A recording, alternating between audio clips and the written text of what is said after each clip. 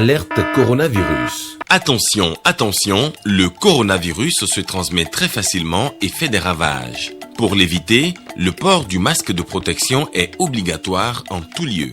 Dans l'administration publique ou privée, dans les réunions, les rencontres, dans les marchés, les magasins, les boutiques et lors des déplacements, le port du masque est obligatoire. Même dans les lieux privés, dès lors que l'on n'est pas seul, le masque doit être le fidèle compagnon. Mais attention, le port de masque de protection ne dispense nullement d'appliquer les autres mesures de prévention, notamment le lavage des mains à l'eau et au savon et l'observance de la distance de sécurité sanitaire d'au moins 1 mètre entre personnes. Enfin, s'abstenir de porter des gants en vue du lavage régulier des mains à l'eau et au savon ou de l'application de gel hydroalcoolique. Pour tout savoir sur l'épidémie du coronavirus au Bénin, rendez-vous sur le site web www.gouv.bj/coronavirus. Ceci est un message du gouvernement de la République du Bénin. En titre de ce 13h, tournée nationale du chef de l'État, Patrice Talon a fait escale à Savalou. Il y a rencontré les populations pour faire le point des acquis de ces 5 années de gouvernance.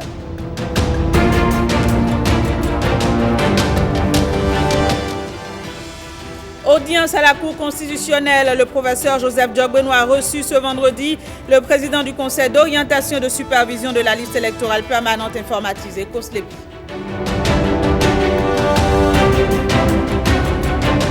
Et puis, projet de la Marina à Ouida, les personnes affectées par sa mise en œuvre sont indemnisées en vue de libérer les espaces concernés. Il s'agit de la 2e vague de chèques délivrés.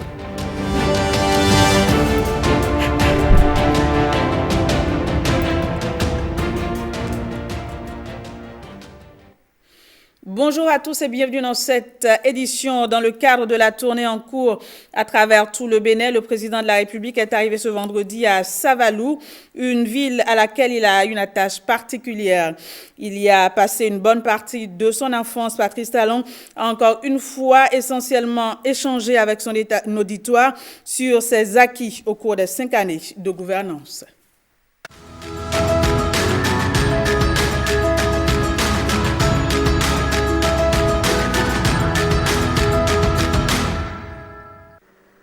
Savalou, ce 20 novembre 2020.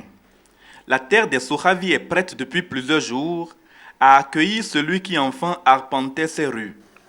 Patrice Talon revient pour la 2e fois depuis qu'il est président de la République dans la commune qu'il a vu grandir. Et c'est à ce titre que l'accueil qui lui est réservé est l'un des plus grandioses depuis le début de sa tournée nationale. Dans la plus réputée des cités de l'ère culturelle Marie, on n'a pas l'air d'en vouloir au fils prodigue, mais à mots couverts, ses devoirs non encore accomplis lui sont rappelés. Bien que jalouse des actions du gouvernement de la rupture dans les autres villes de notre pays, la commune de Savalou demeure fidèle et plus que jamais engagée derrière le chef de l'État à qui nous ne ferons pas l'affront de présenter les problèmes de la maison qu'il connaît mieux que quiconque. En effet, notre frère aîné, Patrice Talon, sait que la cité royale de Savalou apprécierait bien de voir aménager, pavés ou bitumés, les principales artères de la ville, à l'instar des villes bénéficiaires du projet d'alphastage. Notre père, Patrice Talon, sait que ses enfants, les populations de Savalou, auraient tant aimé voir aménager et bitumer la route historique des esclaves qui débouche sur Djidja. Il sait que nos mamans, nos femmes et nos sœurs ont hâte de bénéficier elles aussi de la nouvelle formule de microcrédit à la FIA. La population serait heureuse de voir honorer la promesse de la construction d'une usine de transformation de noix cajou, ainsi que la création sur son territoire d'un lycée technique avec un pôle innovation. Patrice Talon sait être chez lui, tant à son aise que l'une des revendications les plus entendues sur son parcours, le chef de l'État décide de la commenter pour la première fois. Les Béninois ne croyaient plus en rien. Ils étaient un peu fiers de leur pays. Les gouvernements se succèdent. Et la prière de chacun, c'est d'avoir un frère, un fils, bien placé quelque part pour régler nos problèmes du quotidien. Et ce n'est pas pour rien que partout où on passe, depuis des décennies, l'une des revendications les plus fortes, à peine cachées, c'est qu'il faut faire la promotion des cadres de la localité.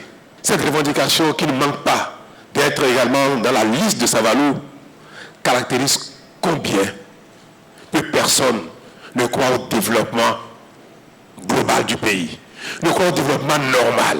Le seul espoir pour les uns et les autres, partout au Bénin, pour régler les problèmes du quotidien, c'est d'avoir quelqu'un comme ministre, député, directeur de société.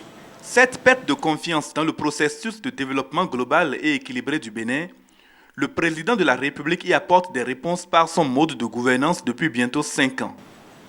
Est-ce que les choses ne paraissent pas prendre une autre tournure? Le train du Bénin qui a quitté les rails du développement, qui a quitté les rails par lesquels on a accès à l'eau pour tout le monde, l'électricité, l'école, la santé. Ce train a quitté les rails, mais il a fallu le remettre sur les rails. Nous avons réussi déjà à réformer le pays. C'est la condition essentielle pour que, année après année, région après région, commune après commune, nous donnions satisfaction à tous nos besoins. C'est aussi sur son terroir d'enfance que Patrice Talon a choisi de donner quelques détails au sujet de ce que son gouvernement consacre au social, contrairement aux reproches qui lui est fait de manière récurrente. Je ne sais pas si les populations de Savalou entendent parler de Arche, ce grand programme social qui sera déployé au profit des artisans, des producteurs, des économiquement faibles, pour leur accompagnement en termes de formation, en termes de financement, en termes de prise en charge médicale. Ne serait-ce que le volet médical et à l'assurance maladie qui bientôt sera obligatoire au Bénin. Tous les salariés devront en bénéficier par le biais de leur employeur. Les pauvres, ceux qui n'ont pas les moyens, si c'est obligatoire, forcé, qui n'ont pas les moyens, il faut comment? L'État prendra en charge, au plan social, l'assurance maladie pour 3 à 4 millions de nos concitoyens reconnus comme économiquement faibles. Et si le président de la République a rassuré les Savalois de son attachement à cette commune, il n'a pas manqué d'adresser un message à tous les Béninois afin que les acquis ne se perdent. Quand l'homme manque de quelque chose et qu'il ne croit plus que cela lui est accessible, il ne fait plus aucun effort. Mais quand l'homme manque de quelque chose et que le peu d'efforts qu'il fournit, il voit qu'il obtient des résultats, il est encouragé à faire des efforts parce qu'il sait que c'est à sa portée. Parce que les sacrifices que nous faisons ensemble, parce que c'est notre argent qui n'est plus consommé indûment par les uns et les autres, est en train de construire le pays. Quand il quitte Savalou, Patrice Talon part couvert de présents et nanti de la clé de la ville. Prières et bénédictions ponctuent également la clôture des échanges et annoncent sous les meilleurs auspices le retour annoncé du chef de l'État. À l'issue de cette 7e journée de la tournée nationale du chef de l'État, le ministre de la Communication, porte-parole du gouvernement, nous livre ici son point quotidien devenu traditionnel. Il résume donc les étapes de Bantay et Savalou. On les suit. Ce jour, vendredi 20 novembre 2020, marque la 7e journée de la tournée entreprise par le président de la République, journée qui a conduit les pas de la délégation présidentielle dans les collines, plus précisément dans les villes de Bantay puis de Savalou. Au-delà de la pédagogie habituelle du président de la République, il a été de nouveau question de pardon, de réconciliation. Et pour cause, nous étions à Bantay où les populations ont souhaité le retour de leurs frères, de leurs fils. Ça a été l'occasion pour le président de la République de confirmer sa disposition et sa disponibilité au pardon. Nous sommes même allés au-delà puisque le président de la République a parlé de renaissance des Béninois. Il n'a pas été question de résurrection puisque nous n'étions pas morts, mais de renaissance, c'est-à-dire le citoyen, le béninois de type nouveau, dont il a exalté le patriotisme une fois de plus. Cette renaissance appelle évidemment le pardon, la réconciliation. Mais le pardon et la réconciliation ne se feront pas au mépris ni aux dépens de la reddition de comptes, de la justice. Pardon, oui, justice d'abord. Et c'est de cette manière, fort élégante mais responsable, que le président de la République a confirmé sa détermination à lutter contre la corruption, a démontré que c'est la corruption qui a mis notre pays plus bas que terre, et il s'est résolument engagé et a engagé le peuple béninois dans la nécessité de reddition de comptes. Une fois les responsabilités situées, une fois que le pécheur aura confessé son péché, pour ne pas dire son crime, alors peut-être que le pardon sera concrétisé par les pouvoirs conférés au président de la République par notre Constitution, c'est-à-dire la grâce. À l'étape de Savalou, le président de la République, qui parle dans chaque localité, mais qui parle à tous les Béninois, a consacré plus de temps à l'approfondissement des programmes, des projets de développement sectoriel.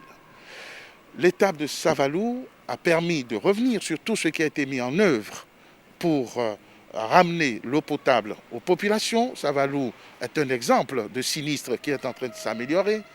Cette étape a permis de consolider le programme phare dont le président a dévoilé les embryons à Basila, c'est-à-dire faire en sorte que la filière cajou, que le Bénin devienne premier dans la filière cajou, comme le Bénin est passé premier dans la filière coton.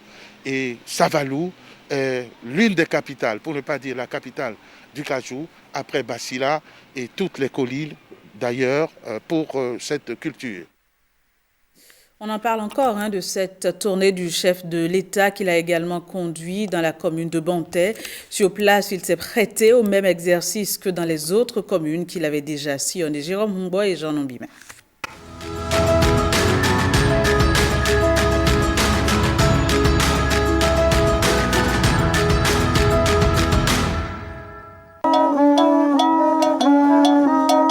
Frontalière des communes du Basila, de Glazoué, de Savalou et du Togo à l'ouest, la commune de Bantais, localité des pactes de terre, offre son hospitalité à Patrice Talon.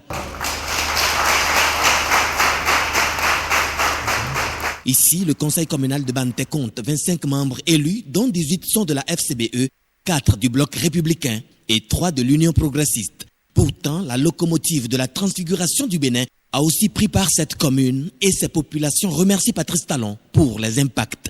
Cependant, une doléance a été soulevée par le maire de Bantais. Qu'il me soit permis de dire devant vous, au nom des populations qui m'ont mandaté à cette fin, que Bantais n'est pas contre la personne du chef de l'État que vous êtes, ni contre l'institution que vous incarnez, monsieur le chef de l'État. Seulement, elles aimeraient qu'en votre qualité de père de la nation, vous puissiez faire tout ce qui est en votre pouvoir pour favoriser le retour au pays de tous les fils et de toutes les filles actuellement éloignés en général et de leurs fils, comme Ekouché en particulier. La justice a demandé de rendre compte de certaines choses qu'on a vues quand il gérait la microfinance, qui est un instrument si important pour le Bénin, pour les jeunes, pour les femmes notamment. Le Fonds national de microfinance. Pourquoi voulez-vous que des douaniers aient été radiés, soient en prison, que des directeurs de société soient devant la justice, que des maires, l'ancien maire de Cotonou, Grande-Ville, soient appelés devant la justice parce qu'on a vu des choses, que parce que quelqu'un est mon ami ou parce qu'il est notre frère, qu'on lui demande de répondre et qu'il refuse de répondre, qu'il part à l'étranger. Mais que la requête soit, Monsieur le Président, il faut faire revenir Gomé Gotier au pays. Mais ma prière, mon choix est qu'il revienne pour répondre de ce qu'il a fait. Si c'est à tort, il sera blanchi. Ce que nous n'avons pas le droit de faire, c'est refuser à ceux à qui on reproche quelque chose, qu'au moins qu'ils répondent de ce qu'on leur reproche. Le pardon vient après. Mais on ne peut pas dire que personne ne doit répondre de ce qu'il a fait. Que quand la police convoque quelqu'un, que la personne n'y aille pas, parce qu'il est un ami. Que quand la justice convoque quelqu'un, qu'il n'y aille pas, parce qu'il est un fils. C'est pas bon. Il ne faut pas demander ça. Si nous avons quelque chose à demander, c'est dire à ceux qui sont en exil de rentrer. Le pouvoir que moi j'ai, en tant que président, ce n'est pas d'interdire que quelqu'un aille devant la justice. Il n'est pas ce pouvoir-là. Ce n'est pas d'empêcher quelqu'un devant la justice. Ce n'est pas d'orienter la décision de justice. Mais une fois que tout ça est fait, moi, le rôle que la Constitution m'a donné, le pouvoir que notre Constitution m'a donné, c'est de gracier quand je peux gracier. Ces choses-là ne doivent pas nous empêcher de nous réconcilier les uns avec les autres,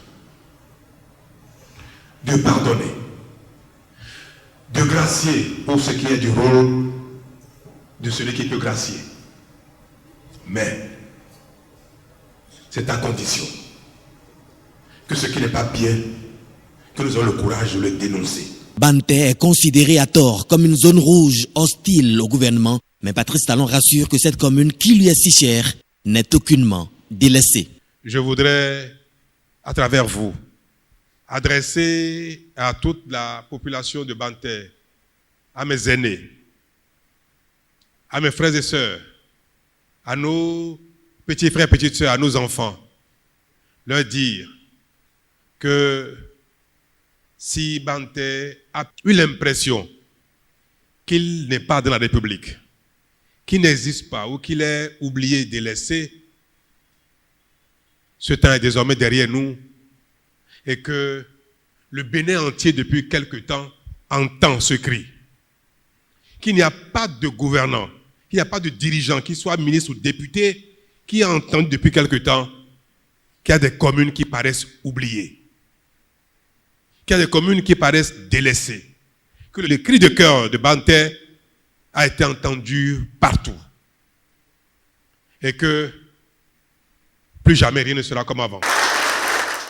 Vous nous avez lavé, pas moi seul, mais toute la commune de Banté, par rapport à ce qui se dit et que vous avez, à la suite du maire, démenti avec force. Je suis convaincu de ce que, aujourd'hui, Banté prend un nouveau départ. Et c'est un nouveau pacte qui se scelle entre la commune de Banté et votre gouvernement, et particulièrement avec vous-même. Tout ce que vous avez promis, je suis convaincu que cela se fera. Car quand vous dites, vous le faites. On ne pourra pas vous payer le prix.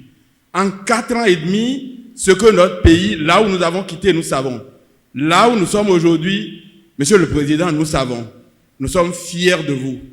Nous sommes fiers d'être béninois. Les autres doléances de Banté sont relatives, entre autres, à la construction des voies, à l'éducation, la sécurité, la santé, l'énergie et l'eau.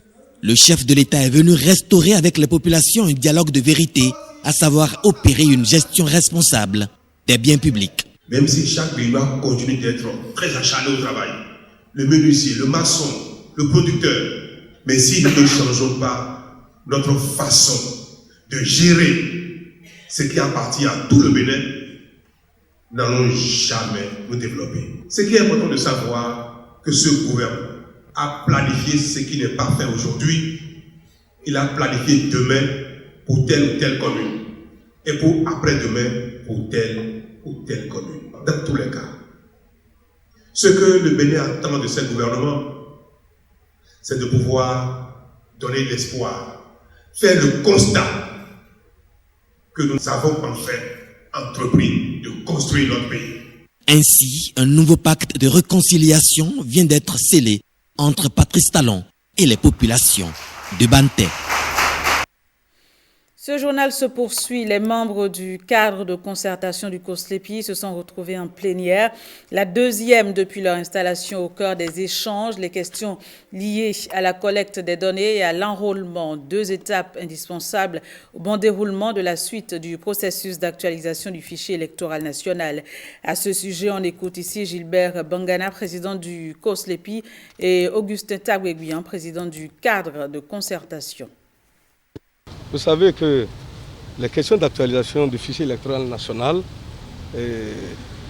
demandent que nous nous retrouvions dans un cadre pour discuter des questions qui pourraient peut-être exiger des clarifications, des explications pour un consensus.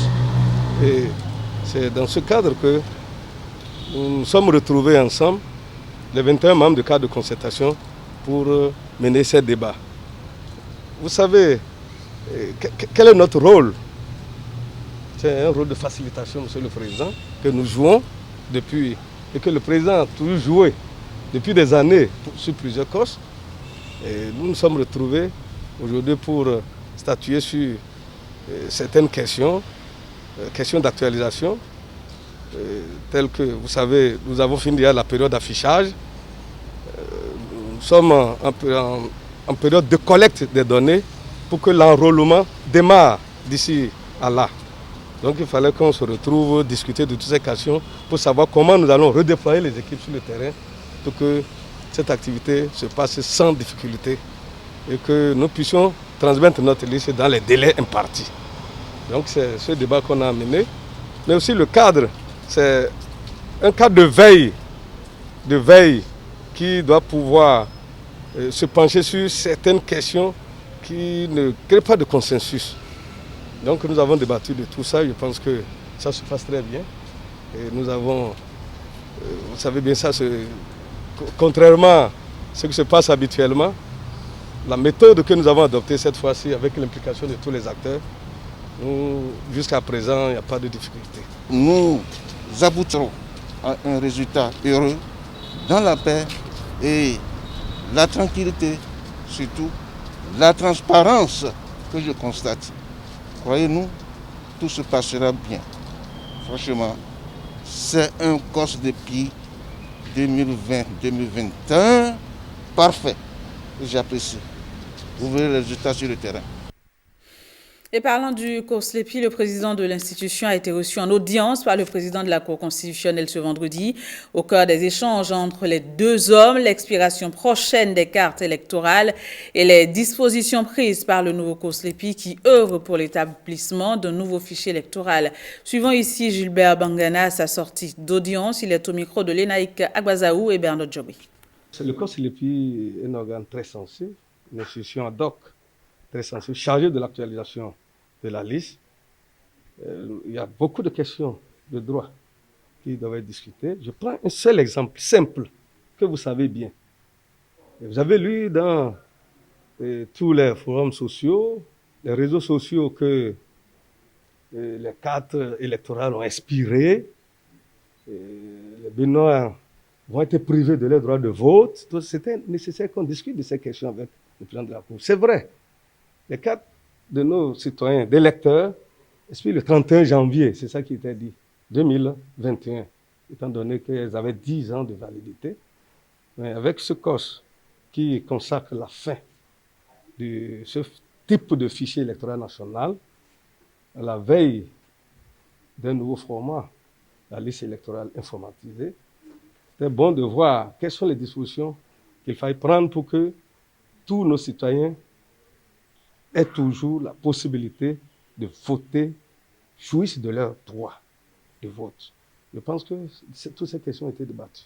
Je pense qu'on n'a aucun intérêt. Nous allons saisir la Cour par rapport à ça. Je pense que la liste que nous sommes en train d'établir va conduire à l'élection du président de la République pour que tous les citoyens puissent voter. Donc, de ces questions-là, nous allons discuter avec le président et de voir ensemble et de bénéficier de leurs conseils. Donc, le président était très ouvert, le président était très direct.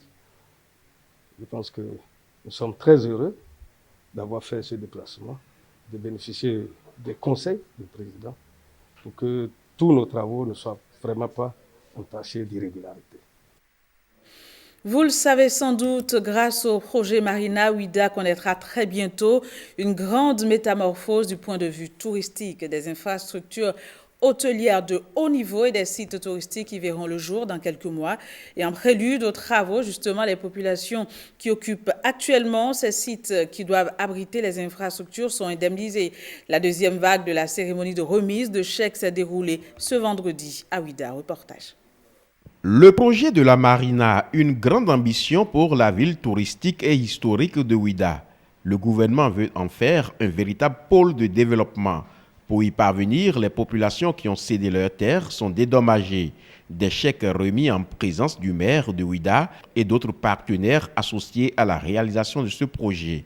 Aujourd'hui, je peux vous dire que le projet de la Marina, c'est un ensemble d'aménagements touristiques, d'hôtels, de terrains de golf de classe internationale avec les 18 trous, et d'hôtels de différents standings, et de promenades, de lieux touristiques qui quittent à Dunko pour finir à la bouche du roi à Tchonchi. Et ce projet de la Marina, de façon spécifique, permettra également au gouvernement d'entreposer un bateau négrier qui sera mis sur la lagune et qui servira de bateau musée pour permettre à tous les touristes de vivre en réel, en direct et en live, les conditions dans lesquelles les esclaves étaient empaqués dans les cales avant leur départ pour le Nouveau Monde. L'Agence nationale de promotion des patrimoines et de développement du tourisme apporte un grand intérêt à la réalisation de la Marina. C'est sûr que c'est un projet inédit et d'une grande importance. Nous accompagnons le projet, nous mettons en œuvre toutes les actions du projet. Et l'une des premières étapes pour le début de ce projet, c'est évidemment la libération de l'emprise du projet. Et donc c'est dans ce cadre-là que cette cérémonie a eu lieu. Avec le concours de la NDF, les biens ont été identifiés et évalués. Et donc le but maintenant, c'était d'indemniser les personnes affectées. Et, une première phase a déjà eu lieu. Il y a déjà une première remise de chèques au début du mois de septembre. Donc nous sommes dans une deuxième vague et il y aura d'autres vagues. Et le but, c'est de libérer très rapidement l'emprise du projet pour pouvoir lancer les travaux. L'ANDF, Agence nationale du domaine et du foncier, apporte son expertise. Les dispositions sont prises et le recueil des dossiers d'indemnisation n'est pas entièrement fermé. Nous sommes en discussion avec le maire de la commune de Ouidah afin que tous les retardataires puissent rattraper le train en marche. Un projet dont la réalisation est prévue pour durer 2 ans et demi et qui va positivement impacter la ville de Ouidah. Voilà, ainsi prend fin cette édition. Merci de l'avoir suivi. Au revoir et à demain.